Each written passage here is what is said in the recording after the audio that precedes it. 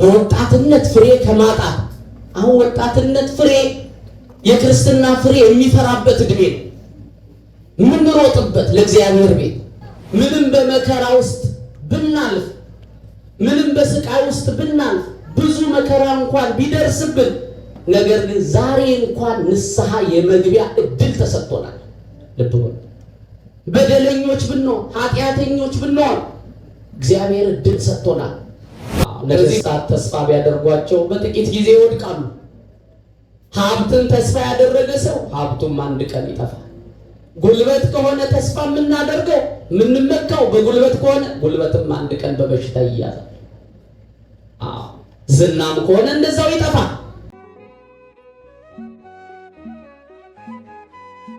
በአብ ወወልድ ወመንፈስ ቅዱስ አሐዱ አምላክ አሜን። በስመ አብ ወወልድ ወመንፈስ ቅዱስ አሐዱ አምላክ አሜን።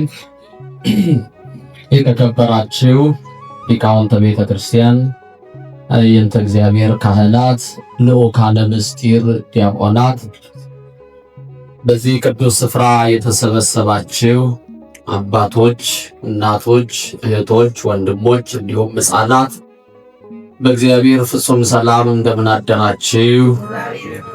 እንደምን ሰነበታችሁ? እንደምን እስከዚህ ሰዓት ቆያችሁ? አሜን። በቸርነቱ በምሕረቱ ጠብቆ በዕድሜያችን ላይ ይህችን ሰዓት ጨምሮ በዚህ በቅድስናው ስፍራ ተሰባስበን ስሙን እንድንጠራ ክብሩን እንድንወርስ የፈቀደልን የአባቶቻችን አምላክ የእኛም አምላክ እግዚአብሔር ስሙ የተመሰገነ ይሁን። አሜን። እንኳን አደረሳችሁ። እንኳን ከዘመነ ማቴዎስ ወደ ዘመነ ማርቆስ በሰላም በጤና በሕይወት ጠብቆ ሁላችንንም አደረሰን። እስቲ እልል ብላችሁ እግዚአብሔር ይመስገን። የአምላካችን የእግዚአብሔር ስም የተመሰገነ ይሁን። እንግዲህ እንደ እግዚአብሔር መልካም ፈቃድ ባለችን ጥቂት ደቂቃ የእግዚአብሔርን ቃል እንማራለን። የሚያስተምር ማን ነው? የሚመክርስ ማን ነው?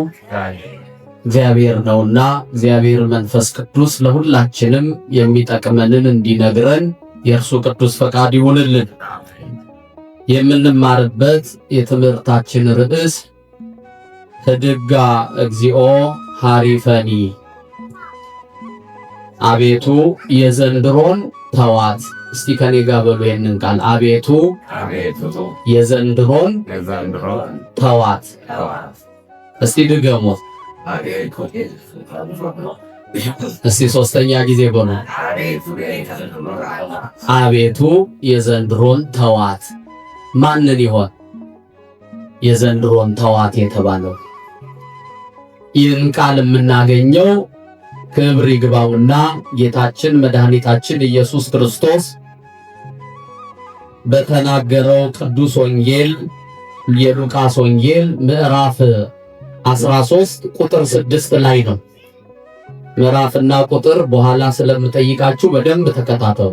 ስንት ላይ አልኩኝ? አሁን ሉቃስ 13:8።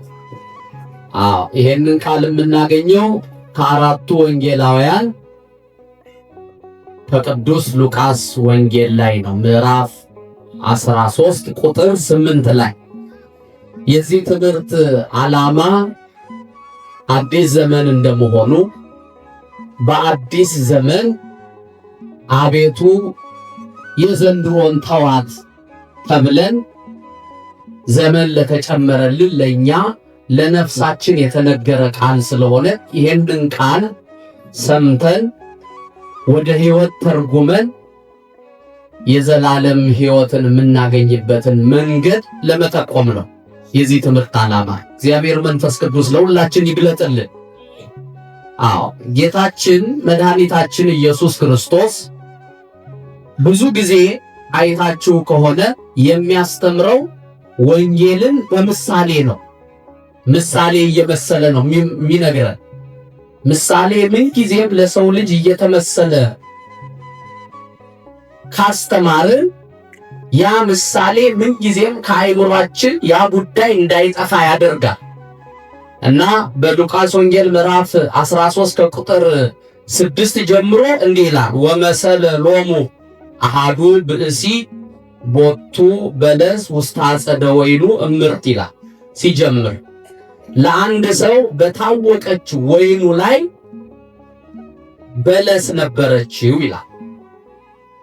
በለስ ነበረችው። አንድ ባለሀብት የሆነ ሰው እርሻ አለው። በዚያ እርሻ ላይ በለስ ነበረችውና በዚያ በለስ ላይ ፍሬ ፈልጎ ሄደ ይላል። ፍሬ ባገኝባት ብሎ ወደ እርሷ ሄደ። ነገር ግን ወኢረከበ አላገኘ፣ ፍሬ አላገኘ እና የዚያን የወይን ጠባቂ እንዲህ ብሎ አለው፣ ፍሬ ባገኝባት ብዬ 3 ዓመት ሙሉ ተመላለሱ፣ ፍሬ ግን ላገኝባት አልቻልኩም። ግዝማ እንከሰ ከመይታጽህ ምድረነ፣ ከእንግዲህ በኋላ ምድራችንን እንዳታጎሳቆል ፍሬ ካልተገኘባት ምን ታደርጋለች? ግዝማ ቁረጣት አለው ይላል። እግዚአብሔር ከመቆረጥ ያድነን። እንግዲህ ይህ ምሳሌ ነው ብያቸዋለሁ። ልብ በሉ።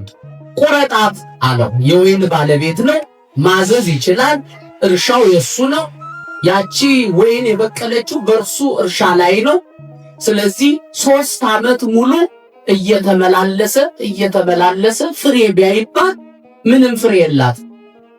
አሁን እናንተ ግቢያችሁ ውስጥ አንድ ተክል ተክላችሁ ወይ አበባ ካልሆነ ወይ የሆነ ፍሬ ካላፈራና ያቺ ቲማቲምም ይሁን ቃሪያም ይሁን ምንም ይሁን የተከላችሁት ነገር ካላፈራ ምንድነው የምታደርጉት? ቆርጠን እንጥላለን።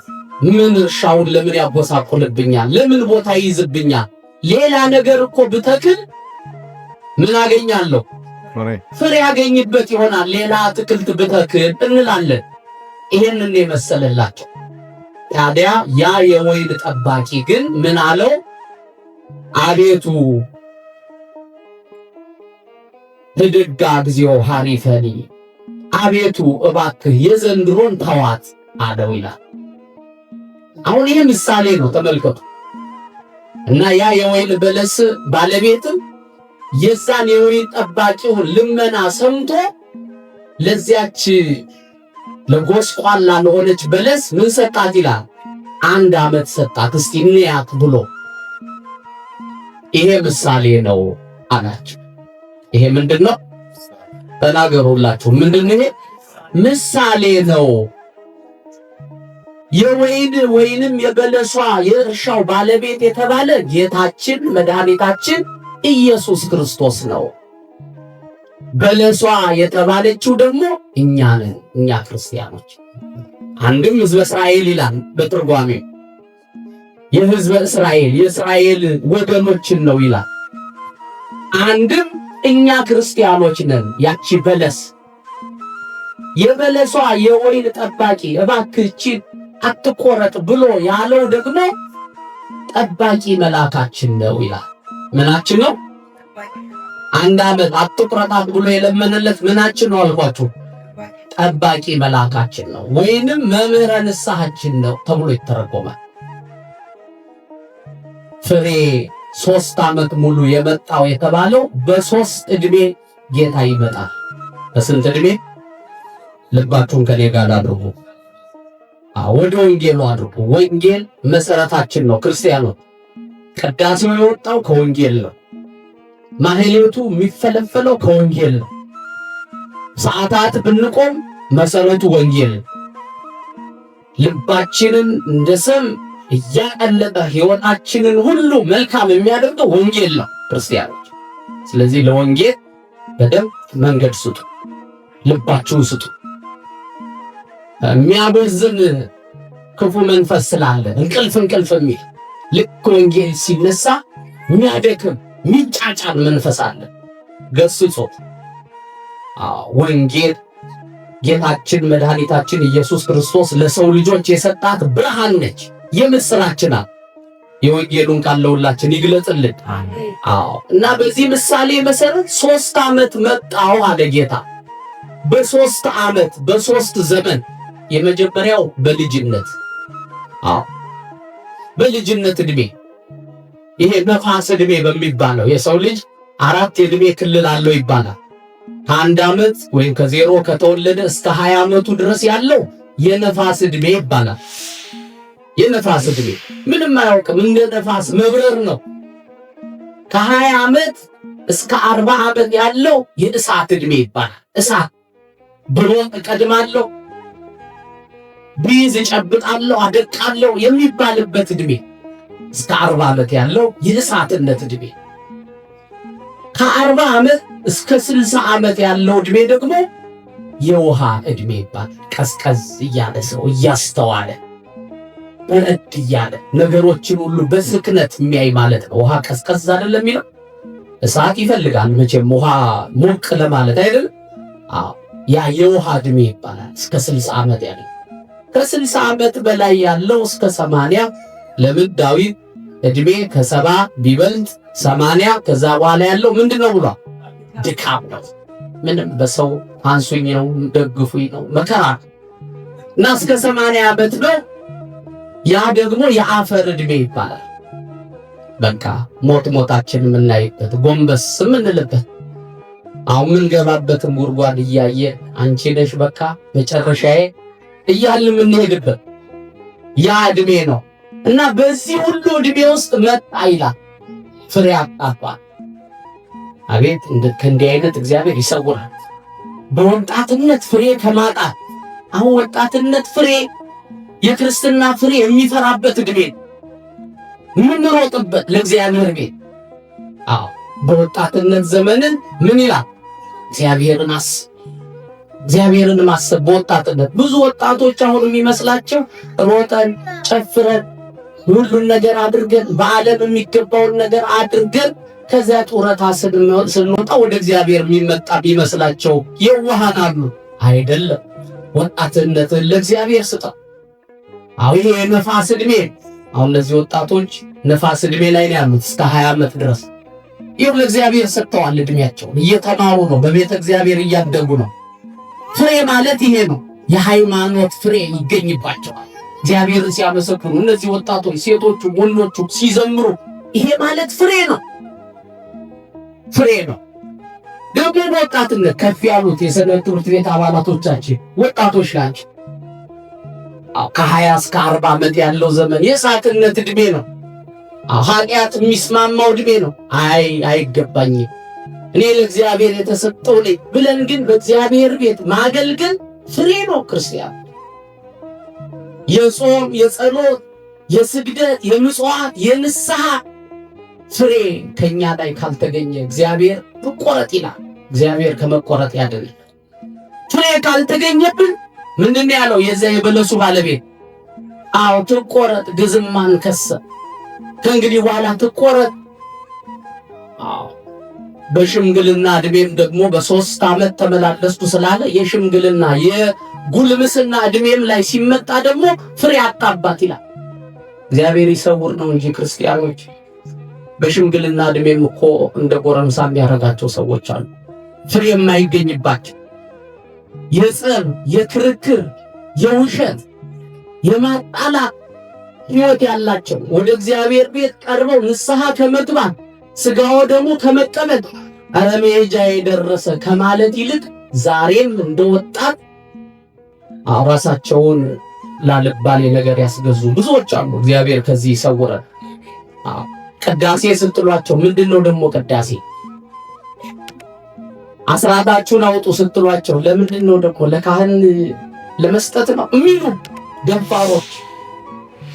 ንስሐ ግቡ ስትሏቸው እኔ ቀጥታ ከእግዚአብሔር ጋር ገናኛለሁ የሚሉ ትዕቢተኞች። ፍሬ ያልተገኘባት ቁረጣት ይባላል። ያ ጠባቂ መልአካችን ግን እኛ ሁላችን ጠባቂ መልአክ እንዳለን ታውቃላችሁ አይደለም? ጠዋት የሚጠብቀን 12 ሰዓት ላይ ይረከበናል። አሁን ኃጢአት ይዞን ነው እንጂ በደል ይዞን ነው እንጂ ማናያቸው የሚጠብቀን ቀኑ ሙሉ የሚጠብቀን ያቺ የሰራናትን ነገር የሚመዘግብ መልአክ አለ። ውሸት ስንዋሽ ጻፍ ያደርጋል። ዝሙት ብንሰራ ጻፍ ያደርጋል። ሐሜት ብናማ ይጽፋል። ደግ ነገር ደግሞ ስንሰራ እንደዛው ይጽፋል። ለ12 ሰዓቱ ለተቀያሪው በሌሊት ደግሞ ለሚጠብቀን መልአክ ያስተላልፈናል። አባቶቻችን እንደነገሩን ይነጋገራሉ ይላሉ። እነዚህ እንዴት ዋለች እቺ ነፍስ? አይ መከራዬን ስታበላይ ነው ዋለችው፣ በኃጢአት ስፍራ ነው ዋለችው። እንግዲህ እግዚአብሔር ይሁን ሌሊት ደግሞ እንዴት እንደምታሳልፍ ይለዋል። ጽድቅ የሰራን እንደሆነ ደግሞ አቤት ጸሎተኛ ናት እቺ ነፍስ። ትሰግዳለች፣ እግዚአብሔርን ታውቃለች፣ እሱን ትማልዳለች፣ አስቀድሳለች፣ ስጋው ደግሞ ትቀበላለች። አቤት ከዚች ጋማ መዋል እንዴት ያስደስታል ብሎ ይሰጠናል ለዛኛው ለጠባቂ መልአካችን። እያችሁ ክርስቲያኖች እግዚአብሔር በመላእክት ነው የሚያስጠብቀን። እስመ ለመላእክቲሁ የእዝዞሙ በእንቲአከ ከመ ይቀቡከ። መላእክቱን ስላንተ ያዛቸዋል፣ ይጠብቁሃል። እኛ አስጠብቆናል እግዚአብሔር። እንዲህ አድርጎ ፍሬ ካጣብን በእውነት በመጨረሻ ግን እንቆረጣለን። ያ ሲጠብቀን የዋለው መልአክ እግዚአብሔር ይችን ዘመን በቃት። እንግዲህ አሁን ዘመን ሲቀየር ለዚህ ነው እኮ አቤት እግዚአብሔር ሆይ እንደ ቸርነት ይህንን ዘመን ሰጠኸኝ እንደ ኃጢአቴ አይደለም ብለን የምንማልደው ለዚህ ነው። ያ ጠባቂ መልአካችን ይለምንልናል። እባክህን አለው ይላል፣ አቤቱ በዚህ ዓመት አፈር እስካስታቅፋ ፍግ እስካፈስላት ድረስ ምናልባት ለሚመጣው ዘመን ታፈራ እንደሆነ እንያት ብሎ ያ ጠባቂ መልአካችን ስለኛ ምን ይላል? ይማልድልናል፣ ይጠይቅልናል። ንስሐ አባታችንም እንዲሁ ነው ይላል በትርጓሜ ወንጌል። ንስሐ አባቶቻችን እባክህ የገብረ ማርያምን ነፍስ፣ የወልደ ማርያምን፣ የህተ ጊዮርጊስን ነፍስ እባክህን አትቁረጣት፣ ጌታ ሆይ እድሜ ስጣት ይላሉ፣ ይለምኑላችኋል። ክርስቲያኖች እድለኞች ናችሁ፣ ንስሐ አባት ያላችሁ ሰዎች። ያ በጠባቂ መልአክ የተወከለው ንስሐ አባታችን እና አትቁረጣት ይባላል። ክርስቲያኖች አሁን እኛ እድሜ ተጨምሮልን ነው አሁን እዚህ ቁጭ ያለ 365 ቀን የአምናውን የዘመነ ማቴዎስን ጨርሰን በጀታችንን አጠናቀን እነሆ አሁን ደግሞ አዲስ በጀት ተሰጠ። አዲስ በጀት 365 ቀን አዲስ በጀት ተሰጠ። ምን ልንሰራበት ይሆን? ምን ልናደርግበት ይሆን ያሰብነው? 3 ነገሮችን ጠቅሼ ትምህርቴን እጠቀልላለሁ። የሚያስተምር ማን ነው? እግዚአብሔር መንፈስ ቅዱስ ለሁላችን ይግለጥልን። አዲስ ዘመን ክርስቲያኖች ሲለወጥ እንደ ክርስቲያን 3 ነገሮች ማሰብ አለብን። የመጀመሪያው ያለፈውን ዓመት በአመስጋኝነት መመልከት፣ ማመስገን። እስትንፋስ ስለሰጠኸኝ፣ በጤና ስላቆየኸኝ፣ ምንም በመከራ ውስጥ ብናልፍ፣ ምንም በስቃይ ውስጥ ብናልፍ፣ ብዙ መከራ እንኳን ቢደርስብን፣ ነገር ግን ዛሬ እንኳን ንስሐ የመግቢያ እድል ተሰጥቶናል። ልብ በሉ። በደለኞች ብንሆን፣ ኃጢአተኞች ብንሆን እግዚአብሔር እድል ሰጥቶናል። በዚህ በመዝሙረ ዳዊት መዝሙር 103 ቁጥር 2 ላይ እንዲህ ይላል፣ ነፍሴ ሆይ እግዚአብሔርን ባርኪ፣ ውለታውን ሁሉ አትርሺ። አመስጋኞች እንሆን ክርስቲያኖች፣ ተመስገን እንበለው። ለዚህ ስላደረስከኝ ተመስገን፣ መጥቼ ስላስቀደስኩ ተመስገን፣ ስለቆረብኩ ተመስገን፣ ቆሜ መዘመር ስለቻልኩ ተመስገን ልንለው ያስፈልጋል። ማመስገን፣ አመስጋኝነት ያስፈልጋል። ብዙዎች እኮ ዛሬ በሐኪም ቤት ተኝተው እስትንፋስ አጥሯቸው በመከራ ውስጥ እህል በመብላት አቅቷቸው፣ እነሱም እንደኛ ሰው ናቸው አይደሉም? ናቸው። እኛ ከነሱ የሚሻል ጽድቅ ኖሮና አይደለም። እግዚአብሔር በቸርነቱ ነው። ዓመታትን በቸርነት ታቀዳጃለህ። በቸርነቱ ነው የሰጠን ይሄንን ዓመት። ደግሞ ደርሰው ጳጉሜ 5 ቀን የሚሞቱ ሰዎች አሉ የሉ? የሉ አሉ እንጂ የሚጠሩ በእግዚአብሔር በቃ። እግዚአብሔር ግን እኛ ዛሬም አዲስ ሕይወት ሰጠን፣ አዲስ ዘመን ሰጠን። መመስገን አይገባው? እስቲ አመስግኑት እንደው ይብላችሁ። እልልታ የሚያብዝ ሕዝብ ነው ይላል እልል በሉ ስንላችሁ እንደው ቤተክርስቲያኑን ለማድመቅ እንዳይመስላችሁ። እልልታ የሚያውቅ ሕዝብ ምስጉን ነው። እልልታ ማለት ምስጋና ማለት ማመስገን። ቀድሰን ስንወጣ ተመስገን፣ ስብሐት ለአብ ስብሐት ለወልድ ስብሐት ለመንፈስ ቅዱስ። ለአብ ምስጋና ይገባል፣ ለወልድ ምስጋና ይገባል፣ ለመንፈስ ቅዱስ ምስጋና ይገባል ብሎ ማመስገን አመስጋኝነት። ምናመሰግን ከሆነ ደግሞ ሌላ ዓመት ይጨመርልናል። አንዱ ይሄ በአዲስ ዓመት ማመስገን ሁል ጊዜ። ነፍሴ ሆይ ምን አለ ዳዊት? እግዚአብሔርን ባርኪ ውለታውን አትርሺ። በብዙ ውለታ እኮ ነው የቆምነው። እኔም እናንተው እግዚአብሔር ውለታ ውሎልን እኮ ነው የቆምነው። ልዩ ጽድቅ ኖሮን አይደለም። ልዩ ጽድቅ ኖሮን አይደለም። እግዚአብሔር በቸርነቱ እንዲህ ዓመታትን ሲያቀዳጅ ማመስገን ያስፈልጋል። ክብር ምስጋና ለእግዚአብሔር ይሁን። ሁለተኛ አዲሱን ዓመት በንስሐ መጀመር። በምን መጀመር? በንስሐ መጀመር። ንስሐ ምንድን? ንስሐ ተጸጸተ ማለት መጸጸት። ያ አምና ስንሰራው የነበረውን ነገር መተው ማለት መተው። አምናም ዘንድሮም አንድ አይነት ኃጢአት የምንሰራ ከሆነ እግዚአብሔር አይደሰትብን። ቢያንስ እየወደቅን እየተነሳን ያንን ጉዳይ ለመተው መታገል አለብን። እንደ ጽድቅ መቁጠር የለብንም። የምናደርገውን ነገር ትክክል ነው ብለን የምናደርገው ከሆነ ንስሐ እንገባም። ልባችን ደንድኗል ማለት ነው። ቢያንስ ማልቀስ አለብን። ለምናደርጋት ኃጢአት ማልቀስ አለብን ለብቻችን። ዛሬ እንደምታውቁት ኃጢአት ነግሶ ውሸት፣ ሐሜት፣ ክፋት፣ ምቀኝነት፣ ተንኮል፣ ራስን ከፍ ከፍ ማድረግ፣ በባልንጀራ ላይ መፍረድ፣ ዝሙቱ ስንቱ ኃጢአት ነው ሲሰራ የሚውለው። ስለዚህ በንስሐ መጀመር ያስፈልጋል። በዚህ በማቴዎስ ምዕራፍ 3 ቁጥር 2 ላይ ሁል ጊዜ ዲያቆኑ ወንጌል ልናነብ ስንል ምን ይላል? እስቲ የሚያስታውሰኝ ሰው መንግሥተ ሰማያት ቀርባለችና ንስሐ ግቡ።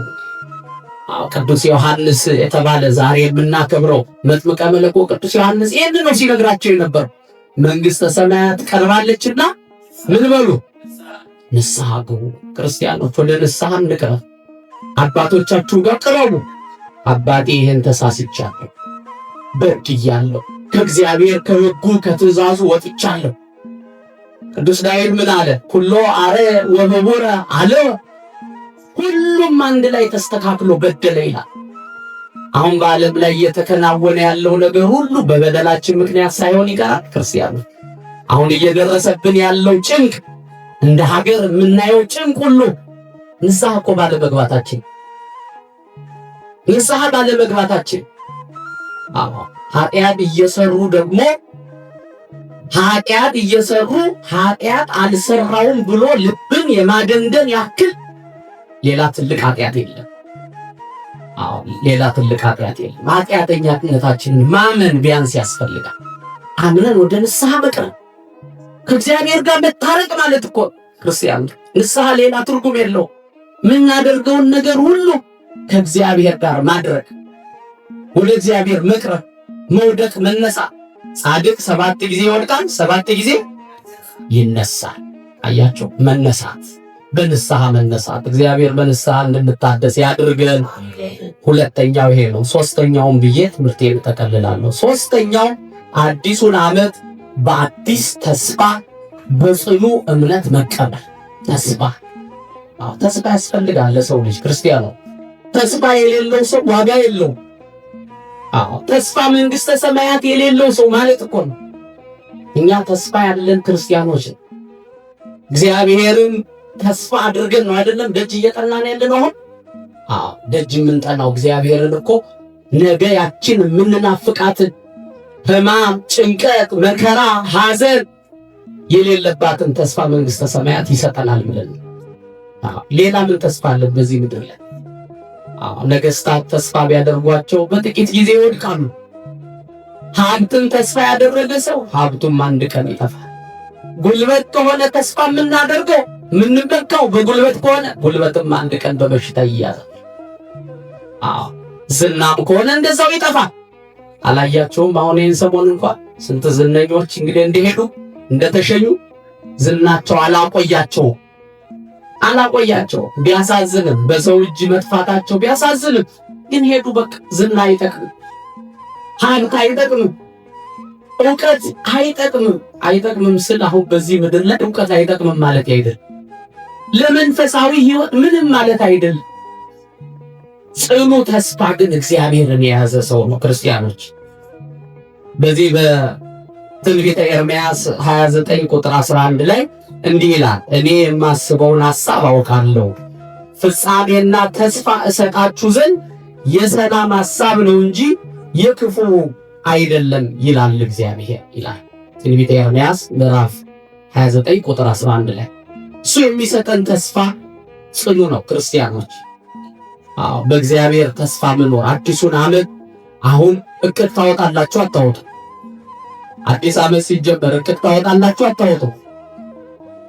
ብዙ ሰው ቤቱን ቀለም ያስቀባል፣ ቤቱን ግድግዳውን ያጥባል፣ መሬቱ ይታደሳል፣ ብዙ ነገር ይሰራል። መልካም ነው፣ መጥፎ አይደለም።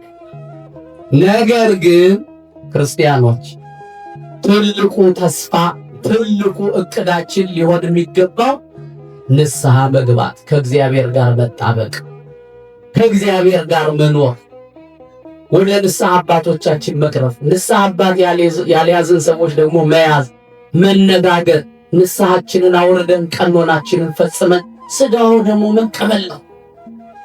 ቤታችን ብቻ አይደለም የሚጸዳው፣ የኛም ሕይወት መጽዳት አለበት። የኛም ሕይወት ክርስቲያኖች በንስሐ ነው የሚጸዳው። ቤቱ ቀለም መቀባቱ ጥሩ ነው፣ መሬቱ መስተካከሉ ጥሩ ነው፣ አዲስ ዕቃ መግዛታችን ለቤታችን ጥሩ ነው።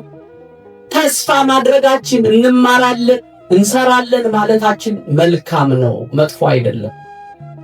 ግን በክርስትና ትልቁ ተስፋ እግዚአብሔርን መንግስት የምንወርስባት፣ ያችን መንግስተ ሰማያትን የምንወርስባት ተስፋ መንግስተ ሰማያትን ሰንቆ መገኘት ያስፈልጋል። አንትሙሰ ህሱ መንግስቶ ወጽድቆ ወሁሉ ይትወሰከክሙ፣ እናንተ ግን አስቀድማችሁ መንግስቱንና ጽድቁን ምን በሉ ፈልጉ፣ ሹ፣ ሌላው ሁሉ ምን ይላችኋል? ጨመርላችኋል። ተስፋ ማድረግ ያለብን የእግዚአብሔርን መንግስት ነው። ክርስቲያኑ ተስፋ መንግስተ ሰማያትን ይስጠን። ይቺ በለስ እንግዲህ የዘንድሮን ተዋት የተባለው ማንን? እኛ ነን። የዘንድሮን ተዋት ተብለን ነው። የዘንድሮን ተዋት፣ እኔንም እናንተ ደግሞ የዘንድሮን ተዋት ተብለን ነው ይቺ ዕድሜ የተጨመረችልን። ክርስቲያኖች ታዲያችን ዕድሜ በከንቱ ማሳለፍ አይገባ። ሁል ጊዜ ወደ እግዚአብሔር መምጣት፣ መቅረብ፣ መጸለይ፣ መጾም፣ መስገድ፣ ንስሐ መግባት፣ ከእግዚአብሔር ጋር መኖር ያስፈልጋል። ያስተማረን የመከረን አምላካችን ስሙ የተመሰገነ ይሁን። ይቆየን። ወስብሐት ለእግዚአብሔር። አሜን።